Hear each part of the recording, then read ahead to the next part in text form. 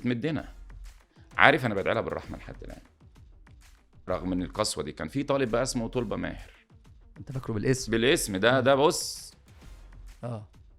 بص زي ما اكون ماشي معاك بدوت جارد. مش زينب دي طلبه عليه وقف هاتهم. مهنه التدريس هي مهنه جميله. انا بقول للطلبه كده والله يا مستر عشان فلوسها. هي مش جميله في قصه فلوسها بس، هي جميله عشان انت بقيت حاجه بتؤثر في الطلبه. الحاجه التانية منهكه ان انت احيانا تنسى نفسك.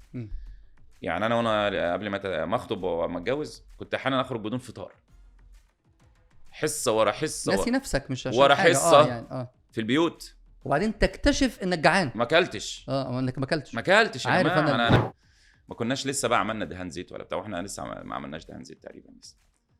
كتبت على الحيطه تواريخ 1805 1811 1842 تقريبا. 1805 توليد 1811 مذبحة القلعة. حافظ ده كله وقلت لازم احفظ الكلام ده. 1904 الاتفاق الودي بين فرنسا وانجلترا. في ناس منهم في طلبة بعد ما خلصوا جامعة دخلوا في الماسنجر.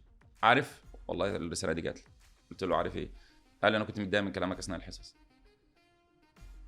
انا دلوقتي كل كلمة انت قلتها لها قيمة يا مستر. كلمتيني عن الصبر، كلمتيني عن العزيمة، كلمتيني عن كذا. انا وصلت لحلمي والفضل بعد الله ليك.